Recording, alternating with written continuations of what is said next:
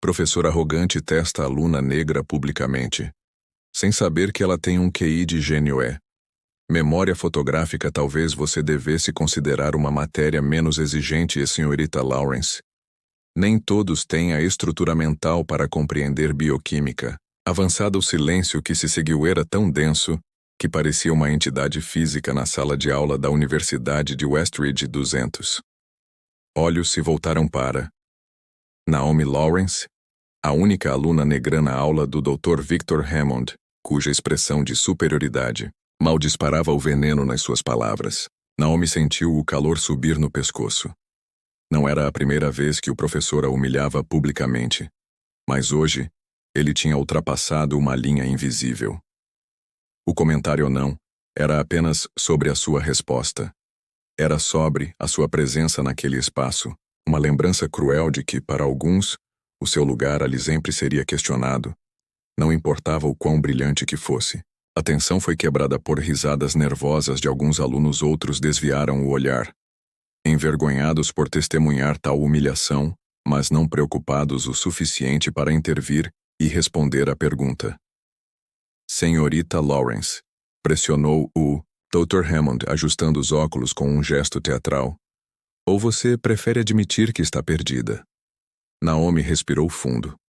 Aos 22 anos, ela tinha passado toda a sua vida sendo subestimada, filha de uma faxineira e de um motorista de autocarro. O seu caminho para aquela universidade de elite foi pavimentado com bolsas de estudo ganhas por desempenho excepcional. O que ninguém naquela sala suspeitava era o que se escondia por trás daqueles olhos calmos e calculistas. A enzima CRISPR-Cas9 começou a sua voz calma, mas perfeitamente audível. Atuam como tesouras moleculares através de um mecanismo bioquímico de duas etapas. Primeiro, reconhece sequências específicas no ADN-alvo usando um guia complementar de RNA.RNA. Em seguida, o Cas9 causa uma quebra na dupla hélice do ADN precisamente no local-alvo, permitindo a edição genética. O Dr. Hammond franziu a testa. A resposta estava correta, mas longe de estar completa. Era a deixa perfeita para mais humilhação. Elementar, Lawrence. Qualquer aluno do primeiro ano saberia isso. O seu sorriso tornou-se predatório. Agora explique as implicações éticas do estudo de Wong sobre a edição genética em embriões humanos, publicado no volume 87 da Nature Biotechnology, página 834. Se não me engano, era uma armadilha perfeita, pois esse artigo em particular não estava na bibliografia do curso Hammond, apenas o mencionara de passagem semanas atrás, se me exigir que ela o lesse. Naomi olhou diretamente nos olhos do professor. Um silêncio pesado tomou conta da sala, enquanto todos esperavam pelo inevitável fracasso, mas então ela começou a falar o estudo de Wong e colegas publicado na Nature Biotechnology, volume 87, páginas 834 a 841, apresenta problemas éticos em 3 esferas distintas, declarou Naomi, com a voz ganhando confiança. Em primeiro lugar, questiona o consentimento informado, uma vez que os embriões não podem consentir em modificações permanentes no seu genoma.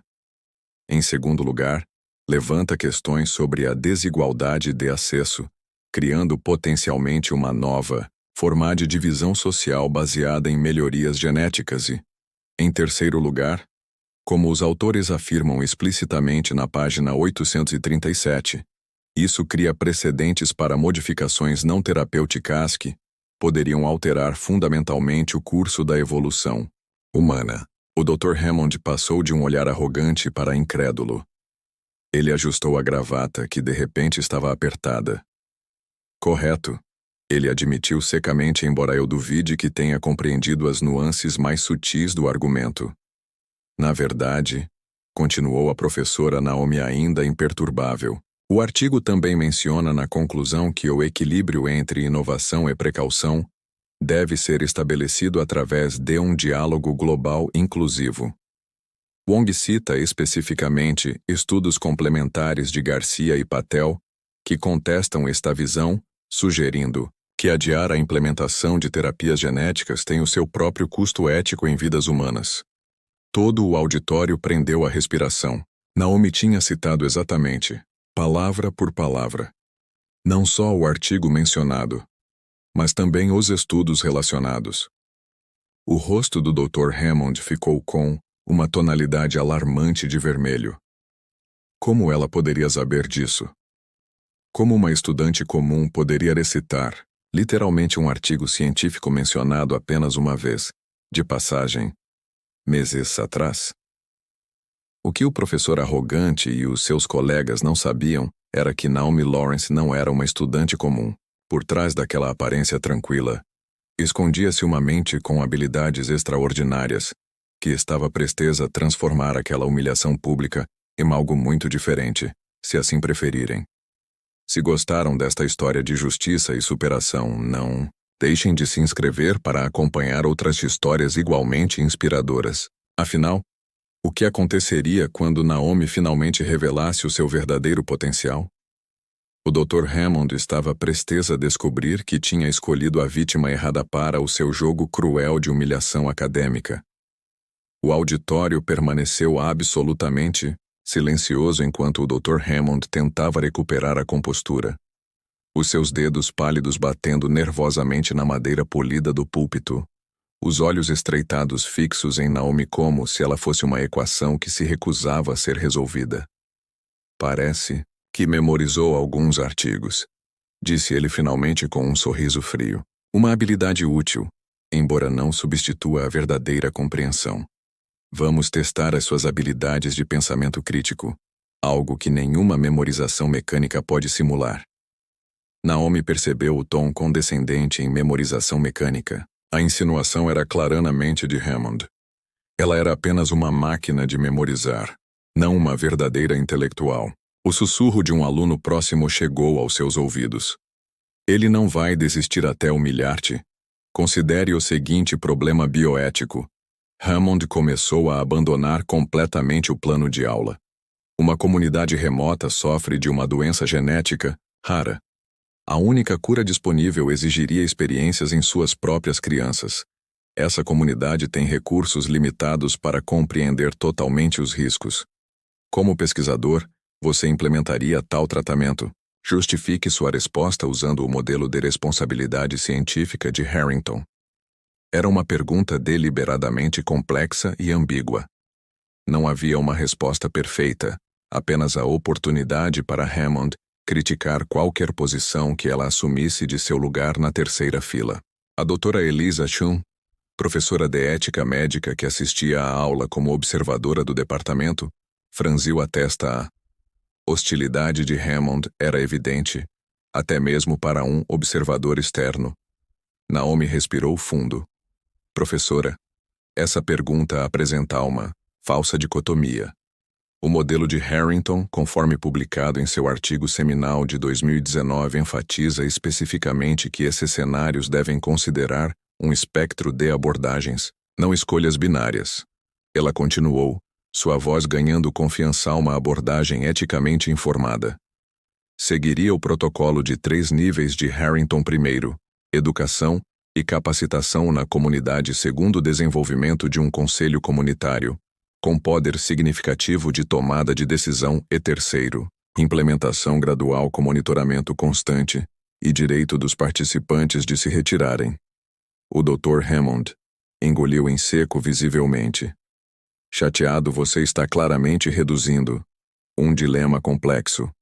A página 47 do artigo de Harrington. Interrompeu Naomi gentilmente.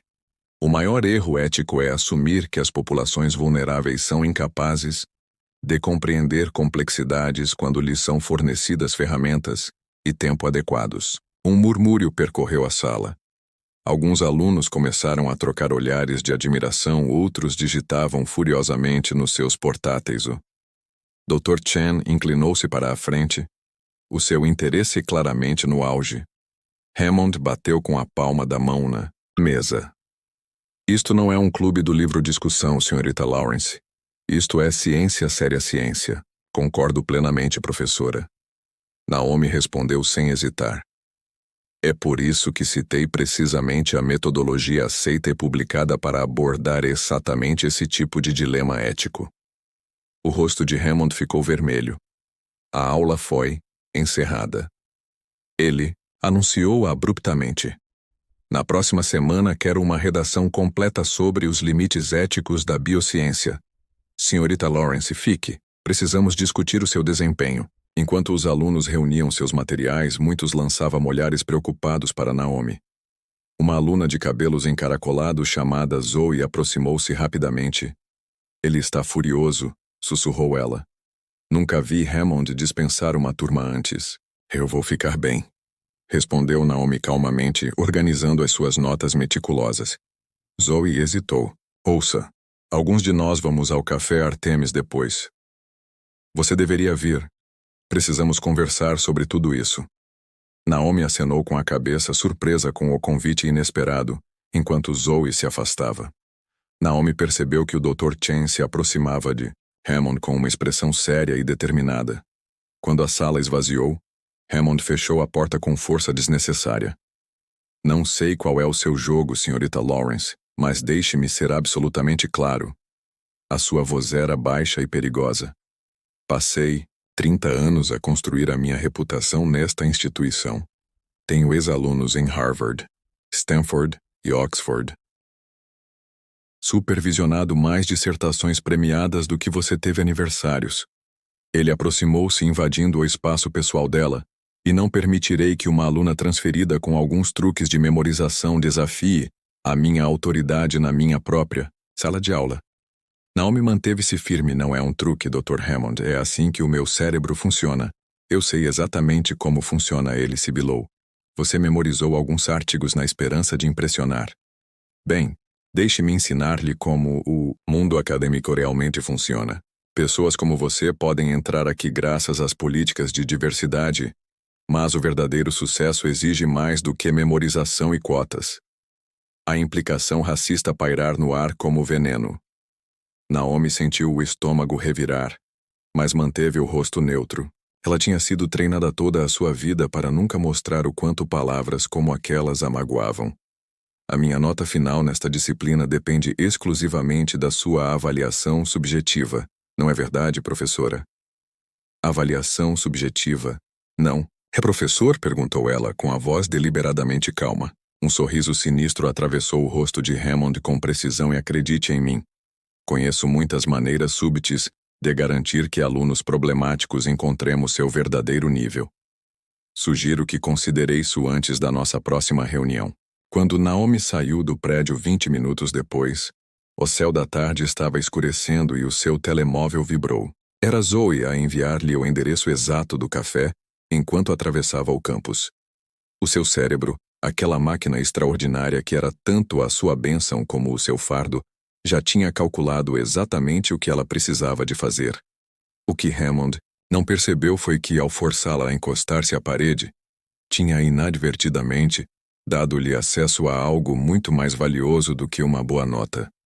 Tinha-lhe mostrado as suas cartas e Naomi, com a sua memória que gravava cada palavra, cada gesto, cada tom de voz, agora conhecia o seu adversário na perfeição. No café Artemis, um grupo de estudantes esperava ansiosamente. Entre eles, um jovem que carregava um gravador de áudio disfarçado, uma ferramenta do seu estágio no jornal do campus. Ninguém ali suspeitava que a batalha entre Hammond e a estudante, transferida e discreta, estava apenas a começar. Nem que os próximos dias iriam mudar o equilíbrio de poder naquela universidade para sempre.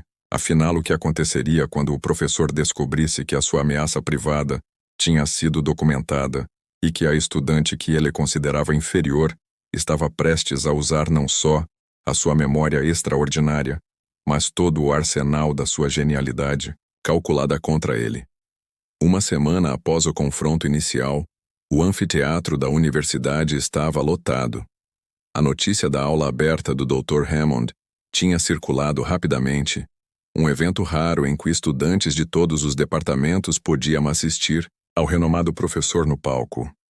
Hammond ajustou o microfone, satisfeito com a impressionante plateia.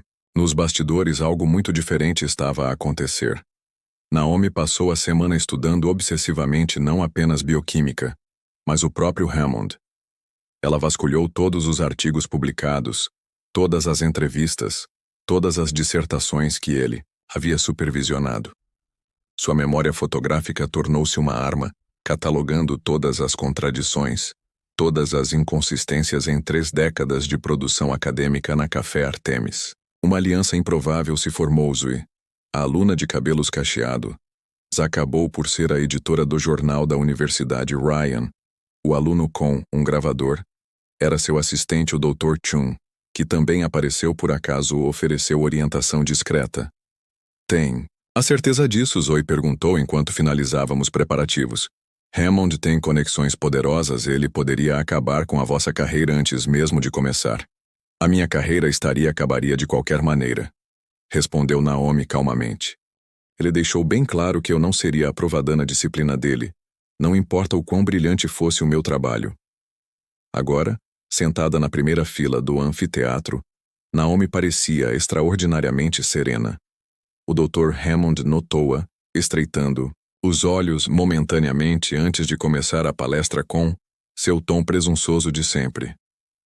Hoje vamos discutir os limites éticos da biociência, anunciou ele, evitando deliberadamente Naomi. Vou começar com a minha própria contribuição para o campo princípio Hammond de proporcionalidade ética. Foi quando Naomi levantou a mão. Hammond hesitou, visivelmente irritado. Mas ignorá-la na frente de centenas de pessoas teria sido muito óbvio. Sim, senhorita Lawrence. Sua voz transpirava desdém. Professor, antes de continuar, poderia esclarecer como seu princípio se relaciona com a posição contrária à posição que o senhor defendeu no Journal of Bioethics em 2018 e um silêncio momentâneo tomou conta do auditório. Hammond piscou perplexo. Receio não compreender a sua pergunta. O meu trabalho tem sido consistente há décadas. Na verdade, Naomi continuou, com voz clara e forte. No seu artigo Ethical Frontiers in Genetic Research, página 142, parágrafo 3, o senhor argumenta textualmente que as considerações culturais e socioeconômicas são secundárias em relação ao avanço científico, uma posição diametralmente oposta ao princípio da proporcionalidade que está prestes a apresentar. Murmúrios percorreram o auditório. Hammond ficou com o rosto vermelho. Está a distorcer as minhas palavras, tirando-as do contexto, disse ele. Posso citar o contexto completo se preferir, ofereceu Naomi, sua voz calma contrastando com o nervosismo crescente de Hammond. Assim como posso citar os outros 7 artigos em que você contradiz diretamente os seus próprios princípios éticos quando é conveniente para os seus patrocinadores corporativos. O auditório explodiu em conversas sussurradas. O Dr. Chung observou com interesse calculado. O reitor, Blackwell, que acabara de entrar discretamente pela porta dos fundos, franziu a testa. Isso é, você contradiz diretamente os seus próprios princípios éticos quando convém aos seus patrocinadores corporativos. O auditório explodiu em conversas sussurradas entre o público. O Dr. Chung observava com interesse calculado. O reitor, Blackwell, que acabara de entrar discretamente pela parte de trás, franziu a testa. Isso é completamente inadequado. Hammond bateu no púlpito. Isto é uma palestra, não um debate. Concordo plenamente, respondeu a professora Naomi, levantando-se lentamente. Uma palestra acadêmica deve apresentar ideias consistentes e éticas, não contradições convenientes que mudam de acordo com o financiamento. Ela tirou uma pasta finada da bolsa. Compilei todas as suas contradições éticas mais flagrantes dos últimos 15 anos, incluindo, ela fez uma pausa significativa, suas avaliações comprovadamente tendenciosas contra alunos de grupos minoritários. O auditório ficou em silêncio sepulcral. Hammond estava furioso. Ousa, começou ele, mas foi interrompido quando as portas laterais se abriram e 3 membros do Comitê de Ética da Universidade entraram, liderados pelo reitor Blackwell. Não foi, por acaso, que a Naomi lhes enviou a sua compilação meticulosamente referenciada 3 dias antes, Dr. Hammond. O reitor chamou com a sua voz grave, a ecoar no silêncio tenso. Acredito que precisamos de conversar, Hammond. Olhou à sua volta como um animal encurralado e fixou seu olhar furioso na Naomi. Você, ele sussurrou no microfone ainda ligado. Não sabe com quem está a lidar. Naomi deu um passo à frente, com o olhar direto e firme. Pelo contrário, professor. Sei exatamente com quem estou a lidar. Você mesmo me disse que conhecia muitas maneiras súbitas de garantir que os alunos problemáticos encontrassem o seu verdadeiro nível. Ela olhou significativamente para Ryan, que segurava o pequeno gravador.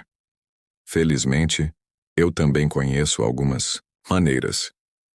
A cor desapareceu completamente do rosto de Hammond quando ele reconheceu as suas próprias palavras ameaçadoras no fundo da sala. Alguém começou a aplaudir logo seguido por outros até que uma ovação tomou conta do auditório. O que tinha começado como uma humilhação pública de uma alunase transformou em algo muito diferente. Um momento de justiça poética catalisado pela mente extraordinária que Hammond tinha tentado diminuir, enquanto o reitor conduzia um Hammond visivelmente abalado para fora do palco. Naomi permaneceu imóvel, calma, sabendo que a tempestade que se seguiria seria intensa. Afinal, ela não tinha apenas desafiado um professor, tinha desafiado todo um sistema que permitira que o seu comportamento ficasse impune durante décadas. A questão agora era: a instituição defenderia a verdade e a justiça ou fecharia fileiras para proteger um dos seus? E o que aconteceria com a brilhante estudante que ousou expor a hipocrisia de um dos professores mais poderosos da universidade? 3 semanas após o confronto no anfiteatro, a comunidade da Universidade de Westridge ainda estava a recuperar do que ficou conhecido como o caso Hammond. O Comitê de Ética concluiu a sua investigação e os resultados foram um terremoto acadêmico. Naomi caminhava pelos corredores do edifício de ciências, observando como tudo tinha mudado. Os alunos que antes evitavam o seu olhar agora acenavam respeitosamente. Os professores que costumavam tratá-la com indiferença faziam questão de cumprimentá-la. Naomi Zoe correu na sua direção, acenando com uma cópia do jornal da universidade. Acabou de sair. A manchete era impactante. Professor renomado demitido após décadas de preconceito sistemático. O artigo detalhava como a investigação desencadeada pela queixa meticulosamente documentada de Naomi revelou um padrão consistente de discriminação nas avaliações de Hammond contra alunos negros, latinos e mulheres. Revelado um padrão consistente de discriminação nas avaliações de Hammond contra estudantes negros, latinos e mulheres. O reitor solicitou uma revisão independente de todas as suas notas dos últimos 5 anos, explicou Zoe, enquanto caminhavam para o gabinete do reitor. Dezenas de ex-alunos estão a apresentar histórias semelhantes. Universidade tomou uma decisão sem precedentes. Hammond não só foi destituído com efeito imediato, suspensão imediata, mas os seus privilégios de mentor também foram revogados. O seu gabinete, aquele santuário do poder acadêmico, estava a ser esvaziado naquele exato momento. Na sala do reitor, Naomi encontrou não só Blackwell, mas também 3 membros do conselho universitário e, para sua surpresa, o Dr. Chung. Senhorita Lawrence, começou o reitor. Gostaria primeiro de apresentar as nossas sinceras desculpas institucionais pelo tratamento que recebeu. Ele deslizou um envelope sobre a mesa. Estamos a oferecer-lhe uma bolsa integral para o restante do seu curso e uma vaga garantida no nosso programa de doutorado, se desejar. Gostaria de convidá-la para se juntar ao meu grupo de pesquisa, acrescentou o Dr. Chung. A sua análise das contradições nas publicações de Hammond demonstrou não só a sua memória extraordinária, mas uma capacidade analítica excepcional. Naomi aceitou os documentos com calma, mas por dentro ela uma onda de emoções contraditórias agitava-se. A vitória era doce, mas havia um gosto amargo também, sabendo quantos outros estudantes como ela tivéramos seus sonhos destruídos ao longo dos anos. Obrigada, ela finalmente respondeu. Mas a minha maior preocupação são os estudantes que vieram antes de mim, aqueles cujas carreiras foram sabotadas por preconceitos disfarçados de avaliação acadêmica. O reitor acenou com a cabeça gravemente. Estamos a implementar uma revisão para reavaliar os casos anteriores com a possibilidade de reparação acadêmica e, mais importante ainda, um novo protocolo de avaliação cega para eliminar o preconceito no futuro. Foi a Naomi que sugeriu isso. Acrescentou o Dr. Chun com um sorriso de aprovação ao sair do prédio administrativo. Naomi foi recebida por Ryan e um grupo diversificado de estudantes, entre os quais havia rostos que ela mal reconhecia. Estudantes que tinham sido silenciados e cujas vozes agora estavam a encontrar coragem. Começaram uma revolução silenciosa, disse uma estudante latina do 3º ano. Hammond uma vez me disse que eu não tinha a mentalidade certa para pesquisa avançada. Agora entendo o que ele realmente queria dizer. Onde está Hammond agora? Perguntou Naomi. Ryan sorriu. Ouvi dizer que ele está a arrumar as suas pertences em tempo recorde. Aparentemente 3 universidades já retiraram as ofertas de professor visitante depois que a notícia vazou naquela tarde no agora lotado Café Artemis. Zoe subiu em uma cadeira e bateu palmas para chamar a atenção para Naomi Lawrence. Ela ergueu o copo e disse: Quem nos ensinou que conhecimento não é apenas poder, é justiça? Uma salva de palmas ecoou pela sala. Naomi, normalmente reservada, sentiu o calor subir às bochechas, mas havia algo libertador em finalmente ser verdadeiramente vista, não apenas por seu cérebro extraordinário, mas pela sua coragem. 3 meses depois, numa conferência nacional de bioética, uma figura familiar aproximou-se de Naomi. Após a sua apresentação sobre preconceito sistêmico na investigação médica, era Hammond, visivelmente envelhecido, o seu antigo herdeiro de superioridade substituído por uma expressão complexa. Você arruinou a minha carreira, disse ele em voz baixa. Naomi olhou para ele calmamente. Não, professor. Você arruinou a sua própria carreira no momento em que decidiu que alguns estudantes mereciam menos do que outros com base não na sua inteligência, mas na sua aparência. Ele abriu a boca para retrucar, mas fechou-a, derrotado pela simplicidade da verdade. As suas próprias palavras e ações condenaram-no, continuou ela. Eu só tinha a memória para me lembrar delas e a coragem para repeti-las enquanto Hammond se afastava, com ar sombrio. Naomi percebeu uma verdade profunda. A sua memória fotográfica era um dom extraordinário, mas a sua verdadeira força sempre tinha sido a sua capacidade de permanecer firme perante a injustiça, uma qualidade que nenhum QI poderia medir. A história de Naomi Lawrence espalhou-se muito além de Westridge, inspirando estudantes em todo o país a questionar sistemas que há muito permaneciam incontestáveis. Ela provou que às vezes tudo o que é preciso para mudar um sistema inteiro é uma única voz determinada a dizer a verdade, mesmo quando essa verdade incomoda os poderosos. Afinal, o maior poder não está em memorizar factos ou possuir credenciais impressionantes, mas em ter a coragem de desafiar a injustiça quando todos os outros permanecem em silêncio. Pois Naomi descobriu que o conhecimento sem coragem é apenas informação, mas o conhecimento com um propósito moral torna-se uma força transformadora.